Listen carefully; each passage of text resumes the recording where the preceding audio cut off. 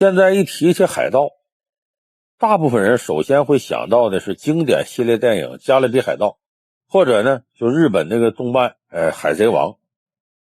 又或者是现在现实当中臭名昭著的索马里海盗。那么确实在西方历史上呢，有一些海盗头子是欧洲国家的噩梦，而在我国古代历史上呢，也曾经出现过几个实力强大的海贼王。你比方说这孙恩呐、汪直啊，还有郑成功他爸爸郑芝龙等等。但是要说呀，在当时的知名度，恐怕没有一个比今天我要给大家讲这位海贼王更厉害的。这位海贼王呢，不仅让大明朱元璋啊，包括这个明成祖朱棣啊，这爷俩伤透脑筋，把他当作心腹大患，而且他也成了中国历史上最贵的通缉犯。那么在古代呢，这个通缉犯呢也是有身价的，身价越高呢，代表这个人呢越厉害，社会危害越大。古代社会呢，它的信息也不发达，能让政府出这么高的价格来悬赏的人，你想他的能力有多大？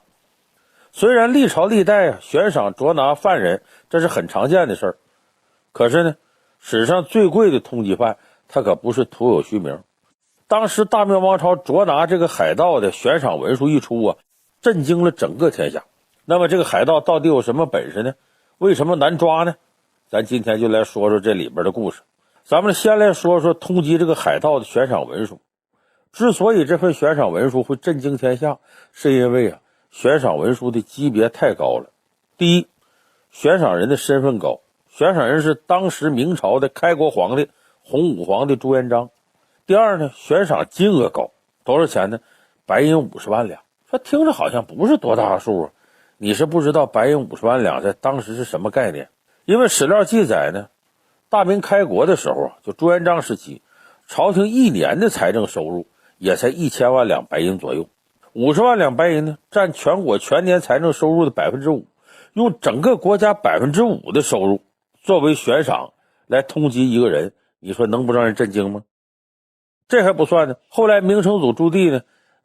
当了永乐皇帝，接了老爹的班，继续悬赏这个海贼王。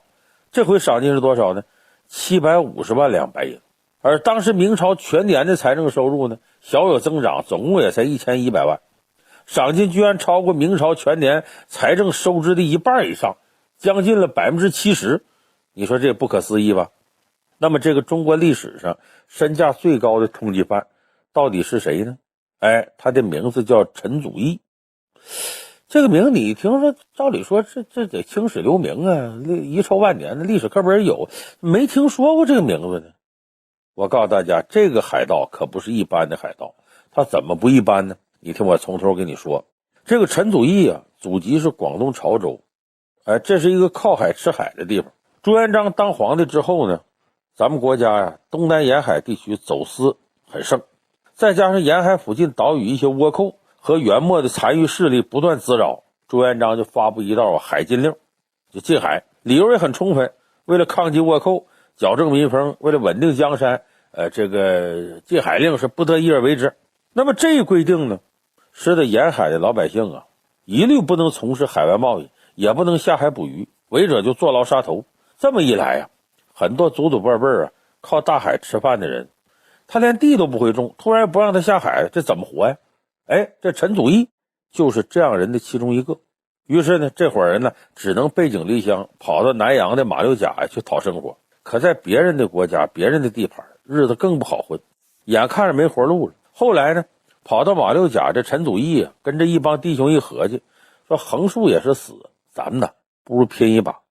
就这么着呢，陈祖义呢就算是彻底下海当起海盗来了，而且一干就是10几年。这个陈祖义胆大心细，他还有文化，就成了这个海盗里的扛把子，海贼王了。其实当海盗也不是很轻松，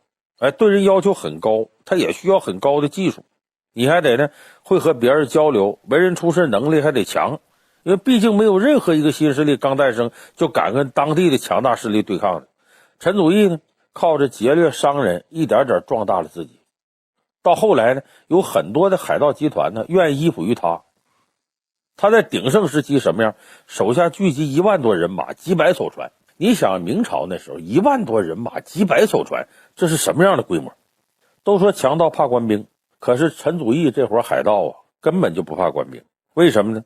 很简单，无论是比人数还是比船，当时这个东南沿海这些官兵都不是陈祖义对手。那时候南洋一带呢，包括当年的日本，都是弹丸小国，全国的军队加起来也未必有1万人，你怎么对付陈祖义这1万多人、几百条船的海盗团队呢？而当时呢，大明朝的军队虽然多，人多是多，但没有一支像样的海军，加上朱元璋一上位就采取禁海政策，即便有海军，你就想他战斗力也好不哪儿去。总之呢，在这一带上到大明王朝，下到南洋各小国，就没有人能管得了陈祖义。那么有了实力之后呢，陈祖义啊，一天一天膨胀起来了，把日本呢、东南亚一些国家，甚至明朝也放到了准备侵占的对象里边，那就整个这东南亚一带啊、南亚一带都装不下他了。其实呢，普通海盗也不值得国家这么大张旗鼓的悬赏捉拿，关键是陈与义的事业做得太大了，很多国家对他十分仇视。陈祖义的船呢，长期在日本印度洋方向穿梭，凡是过往船只都会被陈祖义洗掠一空。而且最残忍的是，陈祖义实行烧光、抢光、杀光的3光政策，船都抢了，最后把船烧了，完了还把船上人都杀了。根据这个史料记载呢，陈祖义势力劫掠了上万只过往的商船，你是正规的也好，黑是黑的也罢，反正没人能在陈祖义手下逃得了好处。这就导致东南亚许多国家为了避免自己的利益让陈祖义夺去，索性啊，我服了，主动给陈祖义上供，交保护费，避免呢被抢劫一空。这样一来呢，陈祖义的存在呢，不仅仅给东南亚诸国带来压力，更给大明王朝带来不好影响。为什么呢？这些国家都是大明王朝的属国，年年呢纳税，每年呢都来朝贡来。突然出现一伙强盗，逼着这些国家的商旅呢向他来纳贡，向他来进贡，你这个对大明王朝的威信来讲啊，是个巨大的损失。后来呢，陈祖义这帮海盗胃口越来越大，不再满足于在海上抢劫，甚至跑到东南亚国家沿海的小城镇挨个打这个遍，还有的跑到大明朝的东南沿海地区烧杀抢劫，有的呢还想占地为王，跟大明王朝分庭抗礼。你说这么一个强大的民间势力，他随时都在威胁着国家的统治，那明朝统治者当然不会置之不理。于是呢，明太祖朱元璋决定悬赏50万两白银捉拿他，这都上升到国家战略的地位了。这下大家应该明白吧？大明王朝初年，朱元璋时期总共财政收入一年才1000万两，为什么这一向以抠门著称的朱元璋能舍得出50万两银子来通缉陈祖义？可惜的是呢，直到朱元璋去世，也没人能领走这笔赏银。陈祖义的海盗船呢，一直在海上耀武扬威，横冲直撞，你奈何不得他。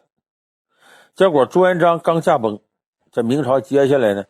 就是靖难之役，继位的是朱元璋的孙子建文帝朱允炆，他四叔啊燕王朱棣啊心里不服，就这么朱棣就抢了侄子朱允炆的皇位。这爷俩一打仗呢就打了3年，在这段时间呢更是没人顾得上这陈祖义了。他在南洋啊混的是风生水起，无法无天。除了接着干海盗这老本行之外呢，他还跑到旧港附近，也就是今天呢印度尼西亚的这个苏门答腊地区，跑到这一带，跟一个小国叫柏林邦的小国，在这个国家呢他捞了个大将的职位，相当于干了一份国防部长的兼职。等到这柏林邦的国王死后呢，陈祖义干脆顺理成章，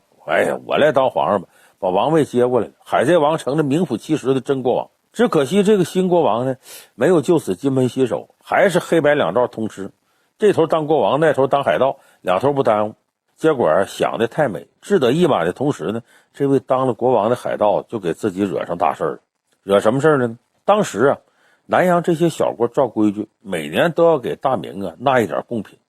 陈祖义作为柏林邦的国王，按说呢你也得意思意思。谁知道呢，这个海盗头子出身的国王太抠，舍不得掏钱。那他怎么做的呢？他就派使者坐着空船出来，往大明王朝走，一路走一路抢，把沿途其他货船上货物都给抢了。抢到的东西呢，就当成自己的贡品送给这个永乐皇帝明生祖朱棣。回去也是一样，一路再抢回来。就这一趟呢，不仅一点不亏，还有大赚头。更搞笑的是呢，陈祖义抢的那些船里头有不少是来给这个明生祖朱棣纳贡的，也就是说呢，陈祖义抢别人送给朱棣的礼物，一转手又送给朱棣了，借花献佛了。本来当时啊，朱棣刚刚当上皇帝，实在是无暇顾及剿灭海盗的事，甚至自己都有点记不起来前朝这位被高额悬赏缉拿的海盗头子了。可结果这些事一出，把朱棣给惹火了。你抢了我东西又送给我，你还拿我当回事吗？你让海外这些藩国怎么看大明王朝？这就让得知真相的朱棣面子上挂不住了。于是呢，朱棣派人查了查这国王的老底儿，结果一查才发现，这家伙就是他老爹当年悬赏50万要捉拿的大海盗。得了吧，新账老账一块算，这回说什么也不能把你小子放过去。于是呢，到明成祖朱棣的时候呢，这赏金就提高到750万银子。当然咱们说呀，这是一方面，还有另外一方面的原因呢，就真正让朱棣下这么大决心要收拾陈祖义的，还不光是他当海盗这么一件事，还有什么事呢？这个朱棣有个心腹大患，谁呢？就他侄子建文帝朱允炆，不是让他给灭了吗？打败是打败了，这朱允炆呢，被朱棣赶下皇位之后啊，就在南京消失了，下落不明。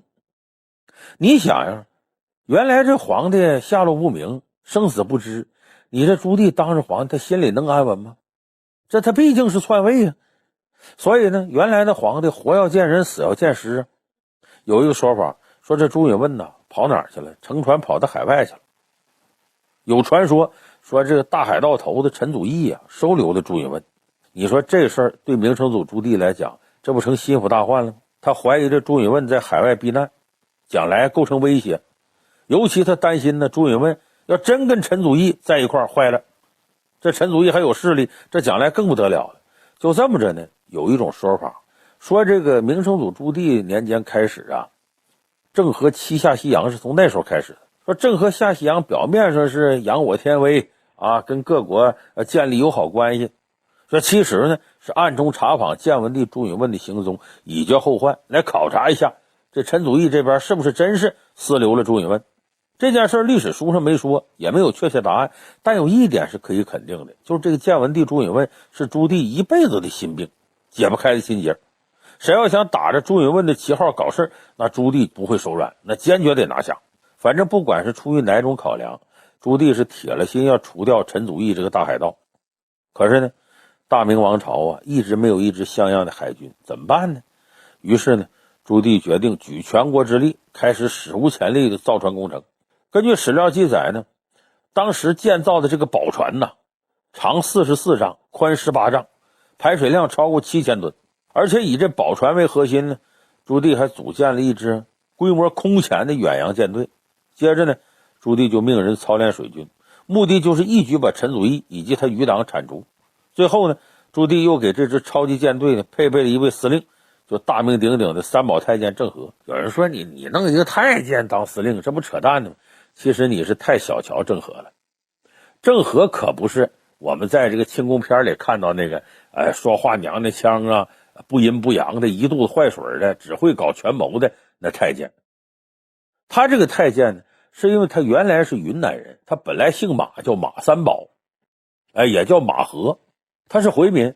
当时呢，明朝大军打下云南呢，就把这些俘虏带回来了。他打小那时候他小，净身进了宫，后来就跟了这个明成祖朱棣了，然后在跟着朱棣打仗的时候立下很多汗马功劳。后来就是在北京附近有一战，他出的主意打胜的，那个地方叫郑村，离现在北京大兴不远。打赢了之后呢，明成祖朱棣赐他姓，就赐他姓郑，就你别姓马了，你别叫马和，叫郑和吧。就这么着才有了三宝太监郑和，人家在军事上是把好手，有能耐。那么朱棣派郑和呢率领船队七下西洋，说有人说是为了显示大明的强盛啊，顺便再做点生意，加强各国联系。但是这野史说法呢，就说郑和下西洋啊是帮朱棣找建文帝的下落，顺便呢再灭一下陈祖义这个海贼王。就这样呢，公元1405年，郑和呢率领27000多人的船队从南京出发，从福建长乐起锚，开始了下西洋的这么个浩浩荡荡的旅程。那结果呢，大家也都知道，搞外交的使命郑和完成的不错，可是他消灭海盗陈祖义的任务呢没有半点进展。因为呢打他出海那时候开始就没看见过海盗，就海盗无影无踪了。这得说什么回事呢？这陈祖义他纵横南洋这么多年，海面上有什么动静根本逃不过他的眼睛，他早就知道郑和船队的事了。只不过他一看呢，我的妈，我才1万多人，他带着27000人的船队，这船队势力太大了，所以郑和带领这支庞大舰队浩浩荡荡，像一座漂浮在海上的小岛一样，就向着陈祖义所在这苏门答腊地区压过来了。陈祖义一看这阵心里虚了，哎呦，我恐怕打不过他，他就没敢轻举妄动。不过呢，陈祖义是地头蛇，他手下的海盗团队基本都是当地人，对当地的水域地形船只走向季风这些规律都非常熟悉，所以陈祖义能够远远地观察到郑和的一举一动，而郑和根本就发现不了陈祖义，人家地头蛇。所以郑和的船队呢，抵达这个苏门答腊这旧港之后呢，没看见陈祖义的人，反倒是一个人呢，因为郑和来了呀，得到一些机遇。什么机遇呢？就是明朝要在旧港这个地方呢设立一个宣慰司。宣慰司是个什么性质机构呢？就是在明朝领土上有边远的少数民族地区，这些地区设立的地方自治政权呢，一般不叫什么什么省什么什么县，而叫什么什么宣慰司。大明本土的宣慰司呢，级别高低不同，而旧港在明朝的海洋体系当中占据很重要的位置，因此旧港的宣慰司级别也最高，是从3品，相当于咱们现在的省级干部。那为什么会选中旧港呢？因为旧港在古往今来的南洋贸易上有着无可替代的重要地位，以至于近代荷兰东印度公司和2战时期的日本帝国海军都没法在百忙当中对他弃之不顾，就再忙我得派军队管过这儿。那么从地理位置来说呢，旧港坐落在苏门答腊岛的东南部，北边呢是比较繁忙的马六甲海峡，你要在这儿布置船队，就可以轻松攻击任何去往马六甲、新加坡和文莱的商船。所以历史上从当地出发的南洋强权都可以轻松的把统治延伸到马来亚半岛，甚至封锁南中国海的出口都不在话下。所以这个地方地理位置特别重要。所以这郑和在抵达旧港之后呢，就向旧港的国王派出了招安队伍。当时的旧港国王呢是梁道明，也是从广东流亡到这儿来的。广东姓梁的人多吗？郑和的到来呢，让他知道旧港被盯上了，但是他手里呢没有掌握武装力量，根本没有抗衡郑和的资本。因此梁道明呢只能顺水推舟，就接受招安，带着少数人呢返回故土大明。因为他们从家乡出逃的事情本身呢，就触犯了明朝的金科玉律，如果你抵抗下去，等待的结局一定是死。但是梁道明走前呢，也把自己的副手叫施晋清留下来，这施晋清成了旧港的实际领导者。郑和知道，虽然一直以来梁道明和施晋清名义上控制旧港地区，但真正意义上的武装力量都在那个陈祖义手里。国王梁道明呢，需要陈祖义的船队来保护自己，陈祖义呢，也需要一位统治者来接纳庇护自己，让自己的海盗生意在这地区能够合法化，更加顺利。所以双方一拍即合。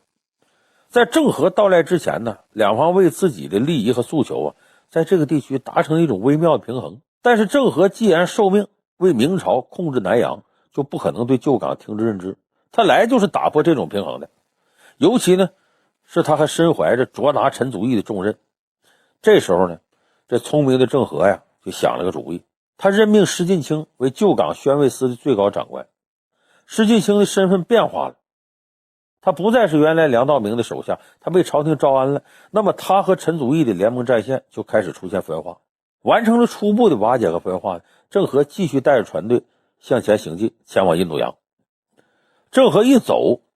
陈祖义才听说统领团队的郑和是个太监。但陈祖义心里一想，太监不就是奴才吗？你得溜须皇帝才能上位，有什么真本事？这陈祖义就开始大意了，他有点放心了。那一放心呢，陈祖义的心思又开始活络起来。他听说这次郑和航海的目标也知道说这郑和呢为了搞海外贸易，船上带着无数金银财宝。这种诱惑给陈祖义无尽的想象。这郑和船队离开旧港之后，陈祖义就盘算，我等郑和返回来再次路过旧港的时候，我弄他一下子，把他船上这些财富都划到我这儿来。就这么着，1407年完成印度洋航行的郑和船队通过马六甲返回南海地区，船队再一次经过旧港地区。郑和离开旧港的时候呢，很自信，他虽然没看见陈祖义这人，但是好歹控住了旧港地区的势力，招安了旧港国王，也算是功劳一件。但郑和返航回到旧港的时候，形势就不妙了。郑和不知道自己已经被这海贼王惦记上了。虽然陈祖义呢在打这个郑和以及他带着这些宝船的主意，可是他也知道大明船队不光郑和一个人，沿途几十条船，2万多人，还有火枪大炮。郑和再草包，那明火执仗去抢啊，恐怕也没戏，那就只能智取。怎么智取呢？陈祖义想了一条妙计，干嘛呢？诈降。这郑和回到旧港之后呢，陈祖义立马给他写封信，说我呀要归顺大明。要说陈祖义这条诈降的计策呀，确实不错，只可惜呀，他千算万算漏算了一点，什么呢？陈祖义想不到是郑和对他早有提防。郑和先前分化策略起到作用，这施晋清和陈祖义在这时候开始各自打各自算盘。握有武力的陈祖义呢，表面上接受郑和的招安，不准备向朝廷势力低头。他集合精锐力量，制定了伏击郑和船队的计划，准备通过典型的斩首策略，直接打掉宝船队领头这只船，就是郑和这只船。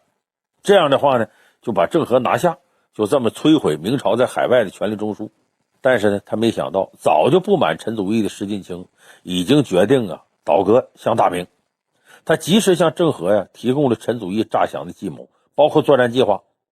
作为自己投诚明朝的厚礼。陈祖义偷袭的目的已经达不到了，而大明水师的战斗力呢，陈祖义根本没见过。收到陈祖义的诈降书之后呢，郑和表面上不动声色，回信把陈祖义大大的表扬一番，约好了受降的日子。私底下郑和该干什么干什么，精心布局，就等着陈祖义上钩落网。陈祖义的部众在数量上不如郑和船队的护卫，没他多。但是呢，陈祖义煽动部众说郑和的船队护卫虽然多，你别怕他们，多数都是兼职船工，以前都是骑兵步兵，不善于海战，而且对地形不熟，他弄不过咱。而陈祖义本人呢，也没把作为太监的郑和放在眼里。你这在陆地上打过几回仗，你海战你根本不行。他光知道郑和是个太监，没搞清楚郑和以前是干什么的。人家以前当过兵，还当过总兵，当过军官，打过仗，也是从死人堆里爬出来的。你什么诈降擒贼先擒王，这套把戏郑和都玩过。那么对郑和来说呢，阻止陈祖义这次突袭很容易，吓唬一声，陈祖义说不定就清醒过来，而且跑得比兔子还快。但对本性难移的陈祖义来说呢，光把他撵走不是办法，必须把他拿下肃清。这话说到了受降那天呢，陈祖义的战船打着白旗来到约定的海面上，果然整个大明船队看起来毫无防备，海盗船队很快就开到宝船边上了。就在陈祖义兴奋的不行，准备突袭宝船的时候，突然间四围火炮齐鸣，杀声四起。这是郑和做了非常有针对性的布置，故意引陈祖义的船队靠近，利用自身船队的规模优势包围对手，就等于是诱敌进了包围圈。这样海盗的船队很快被分割包围，成了靶子。同时呢，郑和也怕陈祖义集团常年在海上活动，就人家熟，也不准备跟他们进行直接对攻。采用什么方式呢？就像现在美国打现代战争似的，先飞机大炮狂轰乱炸，然后再上去到阵地上派人去。郑和麾下的战船都配火器，虽然只有火箭和碗口桶这类东西，这些还不足以摧毁海盗舰队中大船，但是郑和采用了放火烧船这种最古老有效的战法。当陈祖义船只进入有效射程之后，郑和通过一波接一波的轰击，让陈祖义的船队猝不及防，10艘海盗船接连着火，就这么都毁在大火里了。然后接下来双方的短兵相接当中郑和战船又攻占了7艘敌船，基本上摧毁了陈祖义的核心队伍。结果是毫无疑问的，这一仗明朝的水军击沉敌船10多艘，俘获7艘，歼灭海盗5000多人。最后陈祖义本人也被水军抓获，关在船舱里给他押回北京去了。公元1407年底，陈祖义和多名海盗头目被押回到北京去受审。审问结束之后朱棣召集南洋各国使臣，专门搞了个仪式，就当着众多外国使臣的面，把这陈祖义斩首示众，扬刀立威。那这个称霸南洋20多年，被朝廷悬赏达100万的海贼王陈祖义，最后彻彻底底的被消灭了。那么在很多野史当中都曾记了这么一笔，说这陈祖义被郑和抓走以后他跪在朱棣的面前，诉说着自己心里头的这些不满和委屈。其实呢，以他的航海经验来说呢，他绝对要超过郑和。可惜呢，他生不逢时，他生活在永乐年间。就如果要是他要在大陆不走，说不定郑和的历史地位会被他给取代。而且最后呢，他还当着朱棣面也知道必死了，把朝廷之前的错误一五一十骂了一遍，说你这近海得有多少人财富得不着了，多少人才流失了，如果你这不搞禁海令，你开放，那可能你得出多少个郑和，而不是出我陈祖义这样的人。你看，从明朝建立开始，就有大量人员逃往海外，无论是梁道明、施晋清还是陈祖义，家乡都在原本靠海吃饭的广东。在不愿意做事传统技艺被扼杀，自己跟家族陷入困苦生活，在这个压力之下呢，他们选择流亡到南洋。如今呢，咱们在盛赞郑和下西洋的壮举同时，很容易忘却同期的明朝还在进一步加强海禁。如果说朱元璋时代的海禁是为了遏制走私成风，并且消灭盘踞在沿海岛屿上的元末的残余势力，那么朱棣时代的海禁基本上是在为郑和船队的经济效益保驾护航。因为你只有断绝民间贸易，才能让官营船队的货物更值钱。就是你民间贸易都没有了，那政府的卖东西肯定更值钱。那么下西洋船队成员呢，不是朝廷命官，就是从卫队当中抽调的军人。民间团体根本不允许自由贸易。最终呢，明朝的海洋战略还是因为经营不善而亏本严重。朱棣死后呢，下西洋船队被永久叫停。说郑和下西洋，七下西洋，郑和在最后一次返航途中的病逝了之后，大明就再没有过下西洋这样的举措。那虽然朱棣死了，但是呢，明朝的禁海令呢一直没有被撤销，因为东南沿海的海盗活动越来越猖獗。在陈祖义临死前，他曾经大骂说：“我一死，东南沿海乱10年。”果不其然，陈祖义一死，海盗就四分五裂，没人管了，在海上更为猖獗，因为各自独立就更没有约束了，所以什么坏事都干。而陈祖义临死前这一句话一语成谶，真应验了。那按照这个逻辑呢，朱元璋的禁海令逼得陈祖义等人成为海盗，而这些海盗猖獗的活动又导致明朝的海禁愈发严格，而从明朝开始的闭关锁国，直接导致了中国近代的落后。所以这种恶性循环，可以说在这个意义上说呢，陈祖义这个名不见经传的小人物，事实上不自觉地充当了一个改变中国历史走向的关键人物。当然，陈祖义是个恶棍，的确应该被处决。但是在当时明王朝内部，到底有多少陈祖义这样人物呢？明王朝地大物博，从来不缺少人才，也从来不缺少对海洋探索的欲望。可惜的是呢，当年朱元璋的法律制度把这些人才约束在一个僵死的体制内。如果民间有更多的陈祖义，慢慢的变成郑和，如果他们不是以官方的身份，而是以民间身份去经商，去探索海外，那么明朝在当年会变得多强大，咱们就不敢想象。所以当年明朝还有封建制度，的确扼杀了很多人才。有一些人他本来是个人才，生生的给逼成了恶棍和强盗。你像陈祖义这样生不逢时还有才，最后呢只能成为时代的牺牲品。这也就是当时制度的罪恶所在。1949年的10月1日，新中国正式成立了。当时毛主席站在天安门城楼上，一字一顿的把这句话说出来的时候，无论是现场的观众以及收听收看实况转播的中国人，没有几个不是激动的热泪盈眶。多灾多难的中国人呢，在这一刻终于昂首挺胸，彻底站起来。那么以这一天为起点呢，我们也有了诸多的第一次。你比方说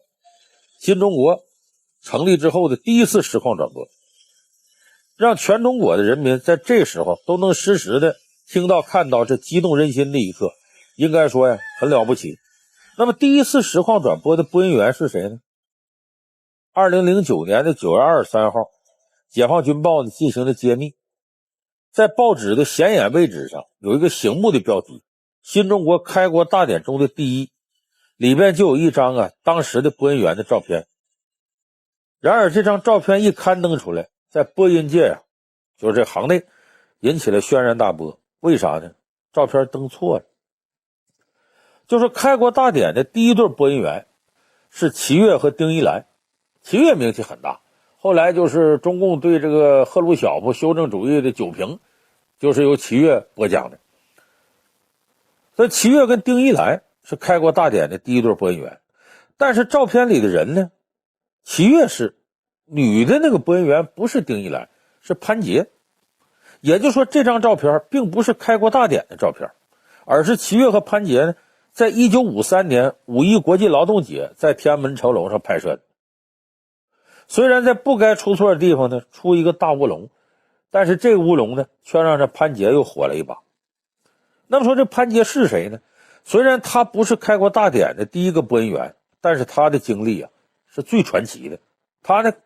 最原先是富家千金，后来到加入地下党，从地下党到播音员。他曾经先后24次站在天安门城楼上进行五一劳动节跟11国庆典礼的直播，也是他呢把第一颗原子弹爆炸的消息呢传遍了全国，也是由他组建了中央电视台的第一个播音组，而且他挖掘了罗京、张宏民这些著名的播音员，是这些人的伯乐。可以说他的话筒人生啊跌宕起伏，充满了戏剧性。今天呢，咱们老梁故事会就给大伙说说这个天安门城楼上的播音员潘杰，他的多彩人生。说潘杰能进入中国共产党，这在当时有很多人都不理解，为什么呢？咱们知道这个建国前呢，入党的审查它非常严格，因为那个时候呢，这革命尚未成功，它涉及到保密、斗争等诸多的客观条件，你一般人你想入党它挺难。那政审严格到什么程度呢？往上给你查3代，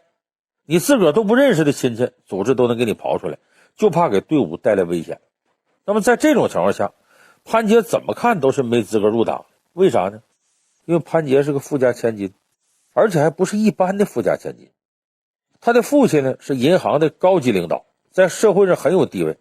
他母亲呢非常小资，特别讲究穿着打扮，从小就把潘杰打扮的跟个小洋娃娃似的，一举一动都带着大小姐范儿。最重要的是呢，因为养尊处优缺乏运动，这潘杰身体还不咋地，老有胃病，跟那个病西施似的。就这样的富家千金啊，父亲社会关系很复杂，母亲生活又非常考究，自己呢又娇气呢，身体又弱，怎么看都跟地下党的要求不沾边。但是就在1948年11月的一天，他还上学呢，突然被他所在的北满女中的一个党员给堵到犄角旮旯了，就问他你想不想入党？潘杰当时都懵了，但是呢嘴巴很诚实，我想我咋不想呢？就这么的他就成了一名共产党员了。后来他也问那个让他入党的同志说你怎么就发展我了呢？其实那个同志也很懵，他说呀这个学委负责人呢也没跟我说，就说你甭管了，你就发展他，这潘杰最可靠。其实这个最可靠还真不是瞎说，只是潘杰当时不知道。潘杰呢有4个哥哥1个弟弟，这4个哥哥当时都偷摸的参加革命了，但是他弟弟还小，后来呢他弟弟在他之后也参加革命了。他3哥18岁的时候就到了解放区，后来呢给派回到北京做地下党工作，就回到他家。那时候潘杰家里其实就是个地下党据点，党工委跟学委呢经常在他家开会，甚至工委的负责人呢就住在他家。那时候潘杰才14岁，还啥也不知道呢，但是他知道家里啊专门印刷一些刊物和书籍，什么新民主主义论呐、论4大家族啊，这些书都是刻的那种蜡板，自己刻油印以后呢再散发出去。这些其实都是宣传共产党的红色毒。潘杰不知道是干什么的，但是呢他能够帮他哥哥油印，再骑着自行车啊挨家挨户去散发，帮着干活。那么潘杰的父母虽然不是共产党员，但是思想进步，非常支持孩子的工作。为了保护地下党，保护孩子们呢，这个2口子呀在掩护工作上也费了很大的心机。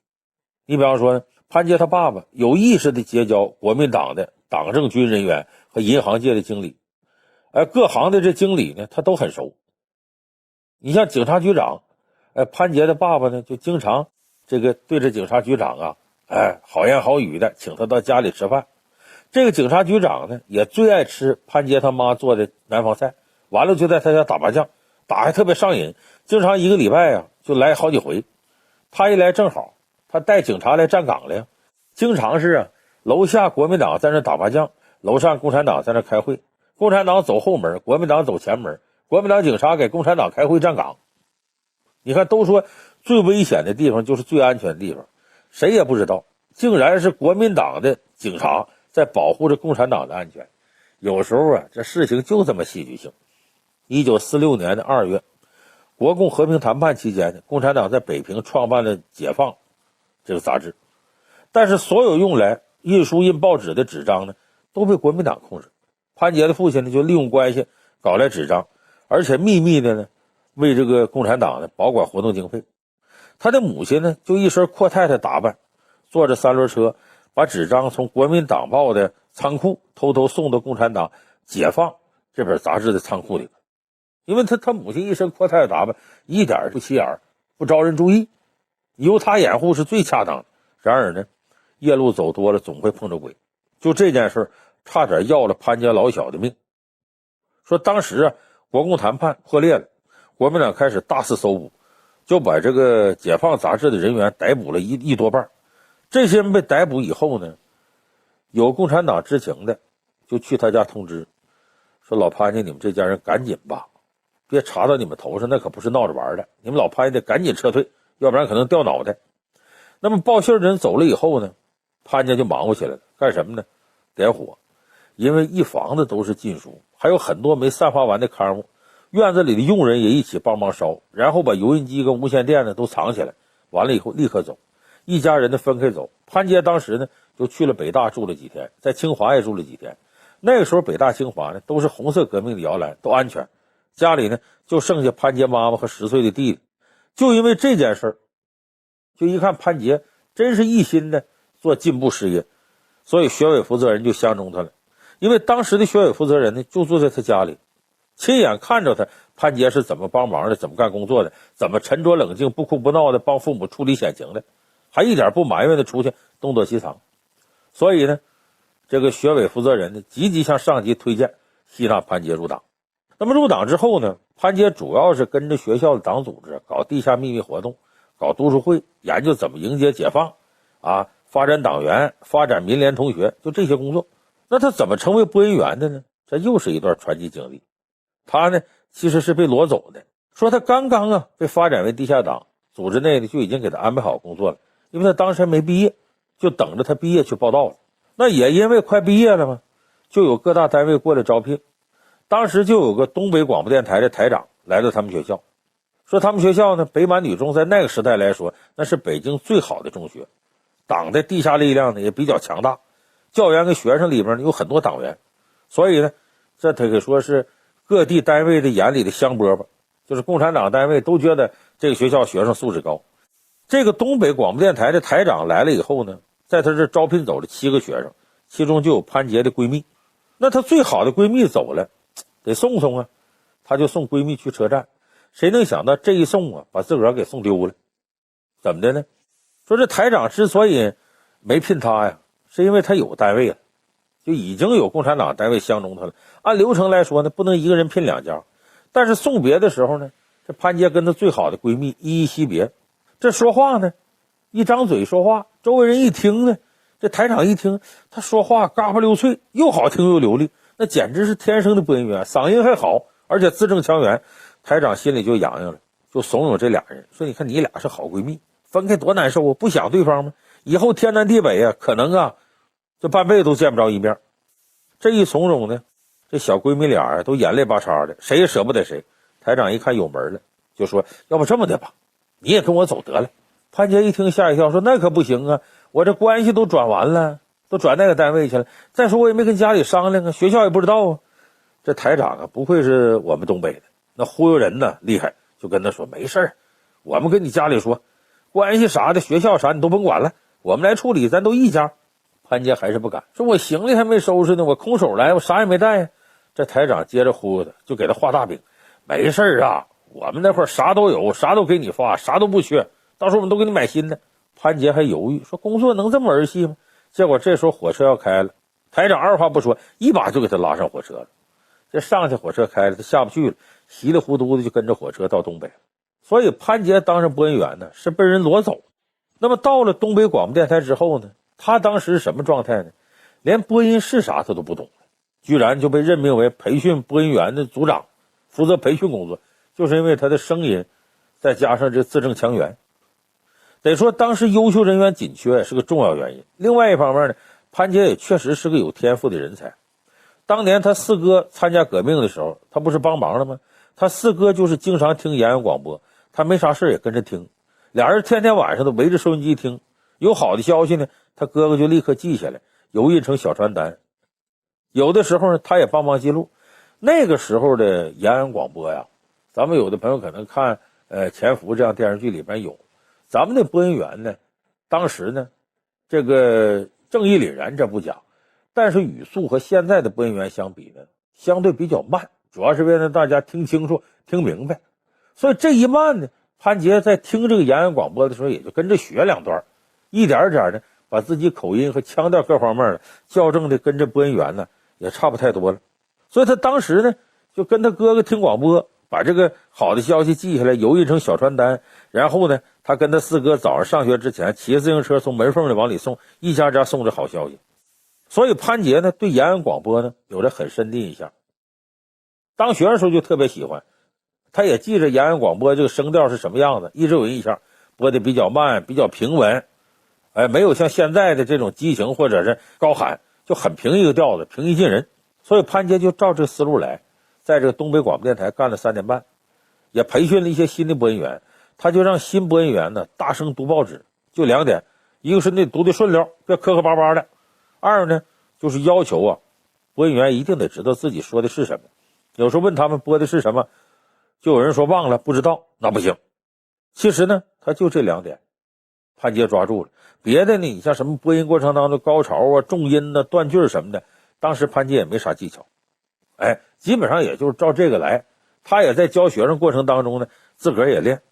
就这样呢效果还不错，一点点就成熟起来了。就在东北新华广播电台工作这3年半时间里，潘杰真正实现了从富家千金向职业播音员的转变。说起来呢，支撑他信念的特别简单，我哥哥们都参加共产党了，我哥们肯定没错，那共产党就一定没错，我信就完了。所以呢工作多辛苦他都咬牙坚持，虽然不太内行，但是也知道这组呢是他负责的，出了错要找他。那个时候东北的物资很匮乏，生活条件特别艰苦，那台长就忽悠他到这来啥都发，其实呢比他在北京家里生活差多了。当时呢没有闹钟闹表，买不起，又没有叫班的，他早上5点钟上班，就怕起不来，所以有时候干脆就晚上不睡觉。你居住环境蚊子臭虫咬得浑身都是包，最怕的是肚子饿。东北当时呢是供给制，一天吃2顿饭，早上8点一顿，晚上4点一顿。可是播音员值班呢要值班到晚上11、12点，那经常饿得肚子叽里咕叫。你想4点吃完到11、12点7、8个小时了，难受倒不怕，就怕播音的时候呢这肚子叽里咕噜叫，动静大，顺着那麦克风容易传出去，就热闹了。所以大家呢就凑钱买爆米花吃，这玩意儿便宜，东北苞米还多，而且吃下去呢你虽然是不太定饿吧，但基本上能把肚子撑住。就这样呢一直在这种艰苦环境下呢干到1951年。后来潘杰的工作呢从地方就调回了中央，这个转折又是个挺意外的机会。当时1951年呢召开全国广播会议，潘杰他们台长呢带着他来到北京，因为啥，你正好有这机会嘛，也回老家看看。当时全国的代表都来了，潘杰就在全国代表面前做了一次发言，就是怎么搞业务。当时这些代表里头呢就有中央人民广播电台著名的播音员齐岳。齐岳呢可以说是新中国广播事业的奠基人之一，是新中国第一位播音专业的教授，播音专业的硕士生导师。他当时听了潘杰发言就很欣赏潘杰，希望我潘杰调回中央台，说反正你老家也北京的。但这时候呢人家原单位东北新华广播电台是坚决不放。就这么的呢，后来齐岳跟上级反映了，正好赶上地方支援中央的一次大活动，就中央下一道命令，向地方台要干部，每一个大区域电台，东北区的、华北区的、华南区等等，都得给10名科级以上干部。而中央电台呢给东北电台发通知，要10名干部的命令里边呢还加了一条，说这里必须有潘杰。就这么的潘杰呢等于被强制性的调回北京了。1952年年底，这个潘杰回北京以后呢没几个月，就赶上了1953年的5·1劳动节。当时上头就通知他，你和齐岳齐老师，你们2个到天安门城楼上做现场播报。这是直播呀，直播前潘杰心里就打鼓紧张，为啥？没干过这么大的活，后来呢，从看草稿到定稿到确定服装，总算是紧赶慢赶到了5·1这一天了。哎呦，当时人特别多，广场上都站满了。10点钟开始直播，前几分钟呢，天安门广场特别安静，鸦雀无声。数十万人的广场一点声音都没有，真掉地上都能听见，特别安静。就是当时的人呢，还是非常守纪的。后来毛主席呢，从后面的楼梯慢慢就走上来了，从播音员身边走过去了，走到中间位置，就10点整了。这时候时间掐的特别准确。毛主席一站到话筒前呢，底下东方红的音乐马上响起来，导播就通过耳麦通知潘杰他们，指示灯一亮，你们就开始说中央人民广播电台，就开始了。那么惊心动魄的第一次直播，潘杰终于顺利完成了。他下来就想，自己都不知道怎么下来的。齐越就跟他说你当时那眼睛都直了，一个劲盯着毛主席看，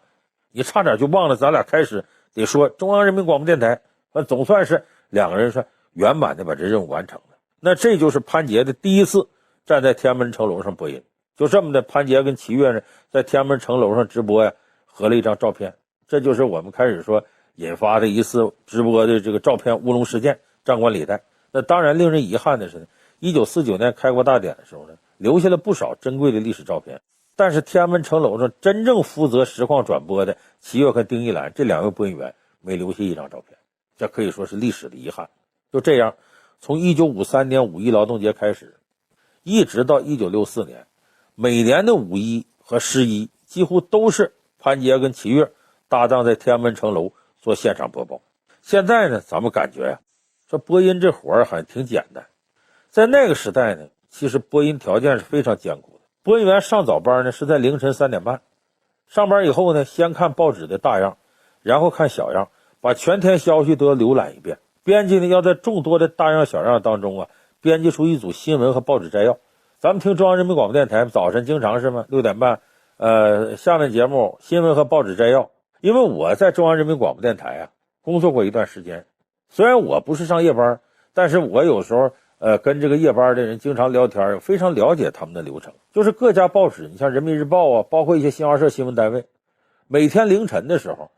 就报纸出之前不都有那个大样小样吗？例行公事的，除了准备自己的印刷，也要给中央人民广播电台、中央电视台送一份，然后由这个电视台的编辑呢再看这些内容，然后由编辑编出一组马上要上广播的消息。你注意凌晨给过来，有时候早点，有时候晚点，这时间就比较紧。那么编辑编的时间也很紧张，相应的到播音员这儿，那时间就不多了。所以播音员呢一边播，编辑一边得把提要发给播音员。播音员在播之前还又得熟悉一遍稿子，因为你要不知道稿子内容是啥，你就光是看着稿子一字一字崩。汉语就有这问题多音字还多这有的时候弄不好这个断句还搞错了，所以非常容易出错。所以一定得先熟悉播音稿子。所以凌晨早晨这段时间你得早起，跟编辑一样准备，就播音员也得起这么早，所以是很辛苦很辛苦的。而且当时潘杰那个时代呢，所谓给递上这个提要还有稿件呢，都是手抄体，不像现在说打字印刷呢清清楚楚的了。手抄体呢时间紧，抄的也潦草，抄完再改呢，上面画的全是圈儿，有校对符号嘛，一改就画个圈引出来。播音员就管这叫放气球，经常满稿子都是气球。播音员呢有的时候呢着急着忙的背不住就看不过来，或者说看错了，所以呢有时候就得一边播一边自个儿捋顺。这就有时候经验非常重要，你真就不能随便出错。那么那时候的稿子呢也不像现在有电子提词器啥的，就是一张一张送，就是纸。那你进来的时候还不能引起大动静，因为当时收音的这个设备也比较差，你旁边有动静都能播出去。所以这时候呢编辑就准备一个手电筒，要送稿的时候呢就从门窗上晃播音员的眼睛，一看见亮光，播音员呢赶紧转身呢就把门打开。因为你要敲门的话，敲播音间的门，这声音立马上全国都能播出去。就说那时候整个收声不像现在这设备这么好，就是为了当时不出现噪音。而这个编辑进了屋之后呢，经常趴在桌子底下给播音员送稿，因为就怕呢在上边你万一碰着点啥动静大发出声音。所以早期播音呢就是在这么艰苦的情况下进行。那么后来呢，潘杰又播报了中国第一颗原子弹爆炸。当时潘杰正睡觉呢，有人敲他家门，说赶紧啊，赶紧起来，有任务有任务。他下了楼呢，就被车一路拉到新华社，给他一份稿子让他看什么呢？就第一颗原子弹爆炸的消息，说你们好好看，认真看啊，18点就要播，晚上6点准时播，不许播错一个字，而且你事先也不能把这消息跟任何人透露。你等他回到台里的时候呢，一看警卫非常森严，台长和主编都去了。播完呢，说第一颗原子弹爆炸了，这时候就听见呢外边敲锣打鼓。就这个原子弹爆炸成功的新闻公报的录音，后来一直播了好多遍。中央人民广播电台后来有一个历史上的声音，就专门有潘杰这一段，第一颗原子弹爆炸的消息，当时极大的鼓舞振奋了整个中国人的爱国心，这可以说是非常有意义的里程碑式的一次播音。而且说广播呀，现在看起来呢，好像啊，说这就是个娱乐节目，夹杂着很多呀这个广告啊什么的。可在当时呢，广播是鼓舞士气的重要武器。你比方说1953年初，正处于抗美援朝末期，潘杰呢刚刚调回中央台不久，第一个节目就是对志愿军广播。他开始播音没几天，就能收到前线战士给他写的信。这些战士写的信特别感动，说呀，你们播音员的声音我们就当成了祖国声音，你们的声音我们就当成了母亲的声音，你们的声音鼓励我们勇敢杀敌。我们平常呢听不见广播，只有在休养的时候，受了伤到了医院